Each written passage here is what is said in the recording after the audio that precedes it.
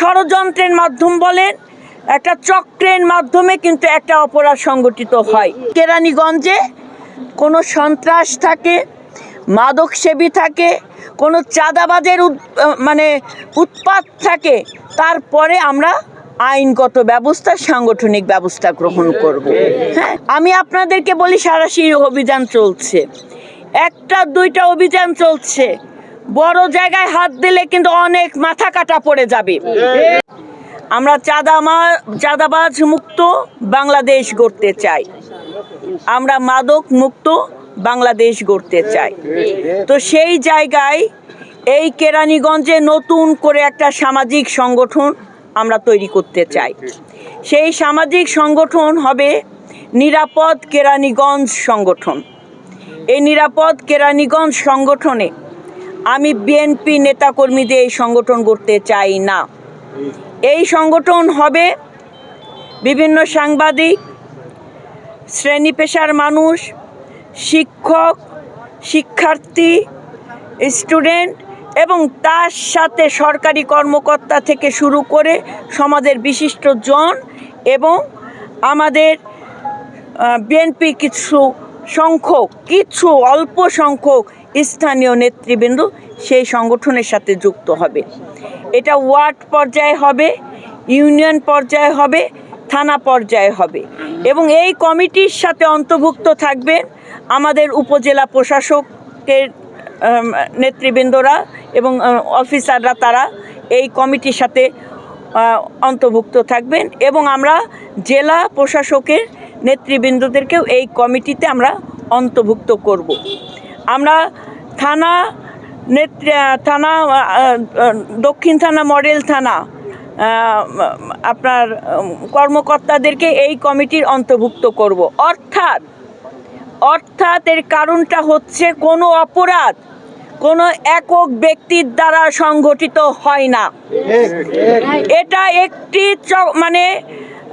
একটা কুক্ষিগত ষড়যন্ত্রের মাধ্যম বলেন, একটা চক্রের মাধ্যমে কিন্তু একটা অপরাধ সংগঠিত হয়। তো সেই জায়গায় যদি আমরা সকল শ্রেণী পেশার মানুষকে যদি নিয়ে একটা কমিটি গঠন করি, একটা ওয়ার্ডে কে মাদকের সাথে জড়িত, সাথে সবাই আমরা নিউজ পেয়ে যাব এবং সেখানেই সামাজিক আন্দোলন গড়ে উঠবে, সেখানেই সেটা দমন করা হবে। কোন জায়গায় কে চাঁদাবাজির সাথে জড়িত, স্ট্যান্ডবাজি করছে, স্ট্যান্ড দখল করে কারা চাঁদাবাজি সংগঠিত করছে, কারা ইন্ধন দিচ্ছে, কারা সীসা কারখানার মতো অবৈধ কারখানা এতে একবার ভেঙে দেওয়া হচ্ছে আর একবার গড়ে তোলা হচ্ছে, এরা কারা? সেই সামাজিক সংগঠন আমরা সবাই নিয়ন্ত্রণ। আপনারা একমত আছেন? আমি আমার সাংবাদিক ভাইদেরকে বলবো, আপনারা কি একমত আছেন? আপনারা আমি বিশ্বাস করি আমরা প্রয়োজনে তাদেরকে আমরা জ্যাকেট দেব এবং তারা যখন প্রত্যেকটা গ্রামে হাঁটবে, ওই জ্যাকেট পরিধান করে হাঁটবে, তখন প্রত্যেকটি দিনের রাতেও যখন তারা হাঁটবে তখন তাদের ওই জ্যাকেট থাকবে, যাতে আমরা এরপরেও যদি এই কেরানীগঞ্জে কোনো সন্ত্রাস থাকে, মাদকসেবী থাকে, কোনো চাঁদাবাজের উৎপাত থাকে, তারপরে আমরা আইনগত ব্যবস্থা, সাংগঠনিক ব্যবস্থা গ্রহণ করব। হ্যাঁ, আমরা সর্বপ্রথম মাদক সেবীদেরকে ধরে আমরা তাদেরকে আইনের আওতায় নিয়ে আসব। যদি তারা সংশোধন হয় ভালো, না প্রথমে তাদেরকে সচেতন করব, সংশোধন হলে ভালো, না হলে তাদেরকে আমরা আইনের আওতায় নিয়ে আসব। ঠিক একইভাবে চাঁদাবাজ, অস্ত্রধারী সন্ত্রাসী, সকল ধরনের সন্ত্রাসী, এবং আপনারা জানেন বিভিন্ন জায়গায় এই কেরানীগঞ্জের একজনের জায়গা আর একজন দখল করে রেখেছে, সিন্ডিকেট হয়ে দখল করেছে। আমাদের দখল মুক্ত কেরানীগঞ্জ গড়ে তুলতে হবে, আমাদের মাননীয় প্রধানমন্ত্রী তিনি বলেছেন, অপরাধের পিছনে ঠায়ের মতো দাঁড়িয়ে থাকবেন, রাষ্ট্র আপনাকে সহযোগিতা করবে।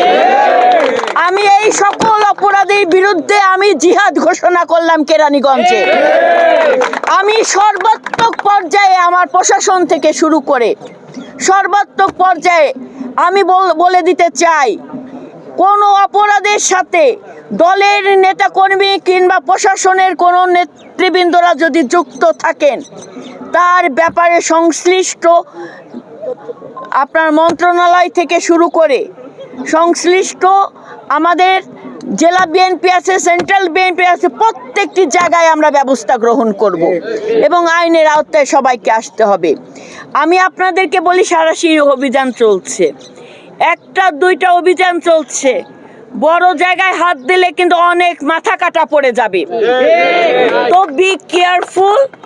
এখনই যারা বিভিন্ন ধরনের অপকর্মের সাথে জড়িত আছেন, আপনারা সবাই সবার জায়গা থেকে সরে যান এবং নতুন করে কেরানীগঞ্জটাকে আমাদেরকে গড়ার সুযোগ তৈরি করে দেন।